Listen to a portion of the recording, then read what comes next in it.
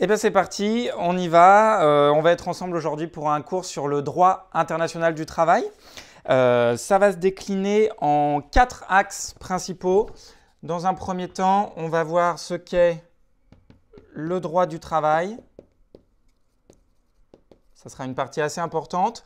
En deuxième, les principaux acteurs. Très belle écriture comme vous pouvez le voir. En troisième temps, on s'intéressera à l'OIT, l'Organisation internationale du travail. Et puis, on terminera avec les 4 droits fondamentaux de l'OIT. Voilà. Donc, dans un premier temps, on va s'arrêter sur quelques dates avant de commencer sur qu'est-ce que le droit du travail. Quelques dates importantes à retenir. 1648, première date importante, ce sont les traités de Westphalie qui reconnaissent l'égalité des nations souveraines d'Europe et qui établissent le principe fondamental du droit international. 1815, autre date importante, c'est si vous voulez le développement des règles de fond du droit international avec notamment la multiplication des traités internationaux.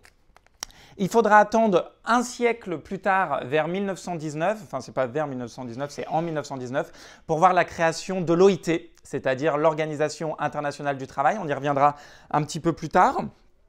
1945, très important, naissance de la Cour internationale de justice. Voilà, 1958, l'article 55 de la Constitution française va reconnaître la supériorité des traités internationaux sur les normes étatiques, sur les normes françaises. 1992, Association européenne de libre-échange. En 2000, très important aussi, le droit international qui est européen devient planétaire. Changement de paradigme. En 2005, règle très importante, la responsabilité de protéger est une norme du droit international public. Et puis après, pour terminer, en 2017, une étape importante, il va y avoir notamment le développement du droit international de l'environnement. Et puis en 2020, avec la crise du coronavirus, le chômage partiel qui va venir bousculer un petit peu les normes du droit du travail. Voilà pour les dates. Alors, on passe donc à la première partie. Qu'est-ce que le droit du travail? Important à retenir, le droit du travail va se distinguer en 3 blocs principaux. Le premier bloc, ce sont les lois qui sont proposées par le Parlement et par le gouvernement qui vont venir s'imposer sur tout ce qui est contrat. La nature des contrats, édicter la nature des contrats, c'est-à-dire est-ce que ce sont des contrats stables, CDD, contrat à durée déterminée, ou CDI, contrat à durée indéterminée, ou des contrats précaires, ou des contrats aidés. Ça, c'est le premier bloc. Deuxième bloc, on va avoir les conventions collectives qui sont négociées par les partenaires sociaux, c'est-à-dire notamment par les syndicats. Et elles vont venir agir sur la protection des salariés. Quand vous travaillez, vous êtes parfois salarié, les conventions collectives vont venir vous protéger sur tout ce qui est santé, hygiène et abus sur le lieu du travail. Ça peut être du harcèlement moral, ça peut être également du harcèlement sexuel. Et puis, troisième gros bloc, les règlements intérieurs des entreprises qui, eux, vont venir avoir une influence sur les droits des salariés, les droits que vous avez si vous êtes salarié, notamment les droits en termes de formation. Je ne sais pas si vous le savez, mais quand vous êtes salarié, vous avez des droits à la formation qui vont vous permettre de compléter les compétences que vous avez déjà dans le poste que vous occupez. Et également tout ce qui concerne les congés, payés ou non, c'est-à-dire avec solde ou sans solde. Définition très importante maintenant, notez bien, le droit du travail, c'est l'ensemble des normes juridiques qui régissent les relations entre un employeur, une entreprise et un employé. Le droit du travail encadre notamment, c'est ce que je vous disais juste avant, la formation, l'exécution et très important aussi la rupture du contrat de travail en cas de litige entre l'employé et l'employeur. Le droit du travail, va garantir également le respect des libertés syndicales, c'est-à-dire le droit de s'organiser en tant que syndicat et de pouvoir négocier avec votre employeur. Les normes de sécurité au travail et la protection de plus en plus des travailleurs qu'on dit vulnérables. Alors, maintenant, on va passer à qu'est-ce que le droit international. Je me permets d'effacer ça, c'était vraiment juste pour que vous ayez un premier plan. Qu'est-ce que le droit international? Pareil, la définition. Le droit international, c'est l'ensemble des règles qui régissent les relations entre États souverains. Et on va distinguer deux types de droits internationaux. Vous allez avoir, dans un premier temps, le droit international public. Et dans un deuxième temps, je ne reprends pas ça, droit international privé. On s'intéressera un petit peu plus tard précisément au droit international public, juste pour que vous puissiez bien faire la différence. Le droit international public régit les relations entre les États et les organismes internationaux ou entre les organismes internationaux entre eux-mêmes. Alors que le droit international privé, c'est un tout petit peu plus subtil et complexe en même temps. Le droit international privé, il gère les situations où le droit interne d'un État comporte un élément qui le lie à un autre pays. Voilà. Juste pour que vous soyez au courant, il y a plusieurs sources à la base du droit international. Vous avez notamment les conventions internationales, comme la convention de Kyoto qui est assez connue. Vous avez également les coutumes internationales qui sont la plupart du temps à l'origine des traités internationaux.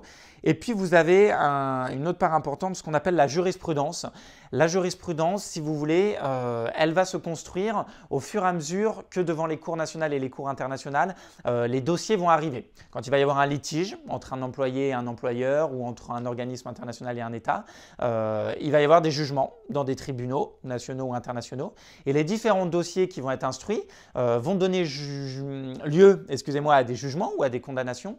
Et tout ceci additionné forme ce qu'on appelle la jurisprudence, ce qui fait que le droit international public et le droit international du travail est un droit qui est en perpétuel mouvement. C'est un droit qui est toujours en construction. Voilà. Alors, tout de suite, un petit focus sur ce qu'on appelle les pistes d'action syndicale.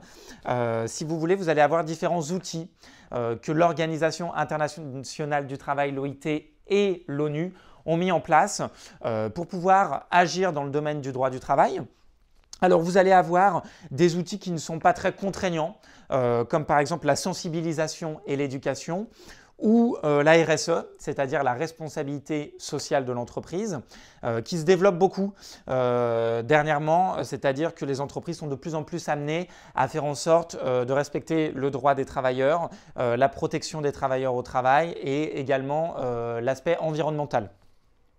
Après, vous allez avoir des formes un petit peu plus contraignantes comme les groupes qui se constituent en lobby, les lobbying, et qui vont directement dans des groupes parlementaires européens, par exemple, ou internationaux, venir plaider une cause pour défendre les droits des travailleurs. Et puis, vous allez avoir après les recours directement auprès des cours de justice nationales et internationales. On arrive maintenant à qu'est-ce que le droit international public. Je vous en ai parlé un petit peu juste avant. Alors, le droit international public, il s'élabore par des traités qui sont adoptés par une organisation internationale, puis qui seront signés et ratifiés par les États membres. J'insiste vraiment sur ces termes-là. Un traité, il est adopté par une organisation internationale et ensuite il est signé et ratifié par les États membres. Et par la suite, si vous voulez, les organisations internationales vont tenter de s'assurer que les États qui ont signé et ratifié un traité en respectent les principes en mettant en place par exemple des mécanismes de contrôle et des organismes qui vont être chargés de faire des rapports sur les relations entre employés et employeurs pour s'assurer que les normes du droit du travail sont bien respectées. Il n'y a pas de tribunal unique pour le droit international public, mais plusieurs tribunaux. Vous avez par exemple plusieurs tribunaux pénaux internationaux. Si vous voulez, à la base, l'objectif et le principe du droit international public, c'était de favoriser la paix et la stabilité. Mais de plus en plus, cet objectif évolue parce que le temps passe, les années changent et il a comme mission principale la protection du bien-être de tous les êtres humains. Alors, ça peut paraître un petit peu fleur bleue ou très vague comme ça, mais on rejoint ce que je vous disais juste avant, c'est-à-dire que c'est un droit qui est en construction et plus vous allez avoir de cas qui vont être amenés devant les tribunaux de non-respect des normes du travail, de mise en danger d'autrui sur le lieu du travail, plus cette jurisprudence va être élargie et plus le droit international public va s'intéresser au respect du bien-être des personnes sur leur lieu de travail. Maintenant, on va passer deuxième partie. Donc la première partie était assez grande, assez conséquente. Une deuxième partie un tout petit peu plus légère, à savoir les principaux acteurs du droit international du travail. Pour faire simple, vous avez trois catégories d'acteurs dans le droit international du travail. vous avez en premier lieu les États, qui sont les sujets principaux du droit international du travail. Vous avez dans un deuxième temps les organisations internationales, l'OIT par exemple, et ça on y reviendra un tout petit peu plus après. Et puis vous avez dans un troisième temps les entreprises et les syndicats. Toujours dans cette dynamique de lien d'un côté employeur, de l'autre côté employé. On passe du coup maintenant tout de suite à l'OIT, je vous en ai parlé un petit peu précédemment, l'Organisation internationale du travail. Alors, quelques dates pour être au point. L'OIT est créée en 1919 dans le contexte de l'après-Première Guerre mondiale. Son but à la base, c'est simple, c'est de favoriser une paix universelle et durable. Il y aura un petit peu plus tard, et on y reviendra, en 1944, la déclaration de Philadelphie. Et en 1946, très important à retenir, l'OIT, l'Organisation internationale du travail, devient la première agence spécialisée de l'ONU, l'Organisation des Nations Unies. Les objectifs principaux de l'OIT, il y en a 4. Le premier, c'est de promouvoir tout simplement les droits au travail, le droit de trouver un travail. Deuxièmement, encourager la création d'emplois décents, et ça c'est de plus en plus d'actualité. Troisièmement, développer la protection sociale. Et enfin, quatrièmement, renforcer le dialogue social dans le domaine du travail, c'est-à-dire notamment les relations qu'il va y avoir entre l'employeur et les employés qui sont notamment défendus par les syndicats. Alors, encore un petit peu d'histoire sur l'OIT, sur l'Organisation internationale du travail. Ce que je vous disais, c'est qu'elle a été créée en 1919. Le but, c'était d'éviter un second conflit mondial. Évidemment, ça s'est passé autrement. Il faut bien comprendre que l'Organisation internationale du travail, quand elle est créée en 1919, c'est-à-dire au tournant du XXe siècle, il y a eu la révolution industrielle juste avant et les conditions de travail et de vie de la classe ouvrière en Occident se dégradent, sont assez préoccupantes. Vient s'ajouter à ça l'exode rural, c'est-à-dire que les ouvriers qui habitaient à la campagne bougent à la ville, mais se retrouvent très vite confrontés à de la misère, à de la pauvreté et à un climat également d'insécurité. Donc, ce qui se passe pour les chefs d'entreprise qui emploient à la ville ces ouvriers, c'est qu'ils sont obligés de prendre en compte ces conditions dans leurs usines, mais ça veut dire que du coup, ils vont devenir moins concurrentiels face aux autres entreprises internationales. Ça, c'est ce qui s'est passé, parce que s'il en avait été autrement, le risque, c'est la révolution, tout simplement.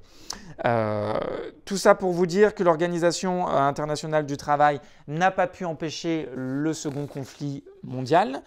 Et donc, pour pallier à ceci, en 1944, avec la déclaration de Philadelphie, l'Organisation internationale du travail tout simplement réitère les objectifs dont je vous ai parlé précédemment.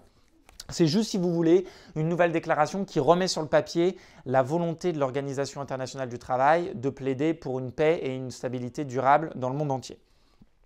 Très important à retenir, la déclaration de Philadelphie, donc 1944, avec une formule très importante.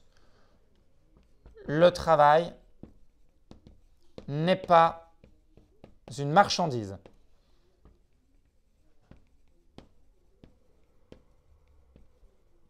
Vous pouvez voir que j'écris toujours aussi bien. Le travail n'est pas une marchandise. Aujourd'hui, en 2020, les objectifs principaux de l'Organisation internationale du travail, c'est vraiment de promouvoir les droits au travail dont je vous parlais précédemment, à savoir que l'OIT, elle comporte 183 États membres, c'est-à-dire environ 80 à 90% des États qui existent sur notre planète.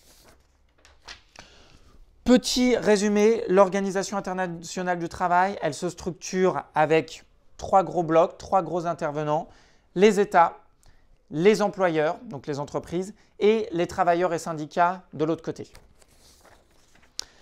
Maintenant, on va passer à ce qu'on appelle les NIT, c'est-à-dire les normes internationales du travail. Alors, les NIT, je vous l'écris. Les normes internationales du travail, si vous voulez, ce sont les outils légaux dont se dote l'OIT et qui définissent les principes et les droits minimums au travail. Vous avez, pour la petite histoire, 189 conventions et 201 recommandations.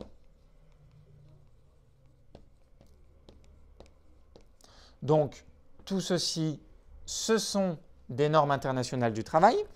Elles se différencient en deux blocs principaux. D'un côté, vous allez avoir la liberté syndicale, c'est ce dont je vous parlais précédemment, c'est-à-dire la liberté pour les employeurs, pour les employés de s'organiser en syndicat et de pouvoir négocier les conventions collectives, les conditions de travail des employés. Et puis, vous avez de l'autre côté la santé et la sécurité au travail.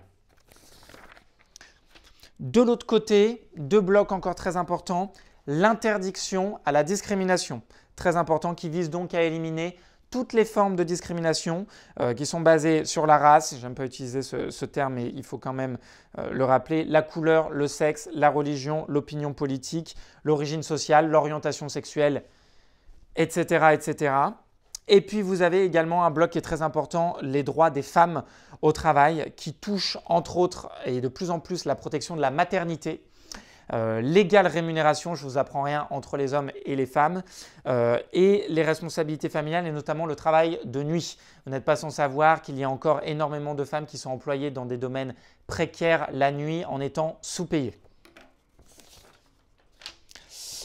Et on arrive à la fin de notre cours qui s'intéresse aux 4 droits fondamentaux de l'OIT, l'Organisation internationale du travail. Je vais vous les inscrire en même temps que je vous les énonce. Donc, 4 droits fondamentaux de l'OIT. Vous avez, dans une première partie, liberté, je vais mettre un 1, d'association, qui va notamment avec la reconnaissance du droit de négociation collective, voilà, les négociations sur les conventions collectives entre employés et employeurs. Vous avez en deuxième, élimination du travail forcé.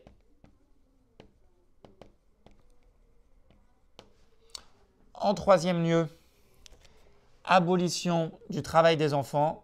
Vous n'êtes pas sans savoir que ça existe encore dans de nombreux pays.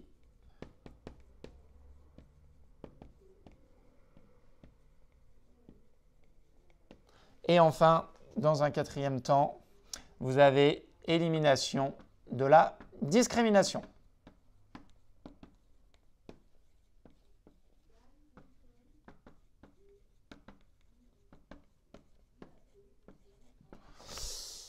Voilà. Donc, pour faire un petit résumé sur ce cours sur le droit international du travail, le droit du travail, très important, lié à l'Organisation internationale du travail qui est créée en 1919, qui devient une agence spécialisée de l'ONU en 1946. Le droit du travail international public, très important.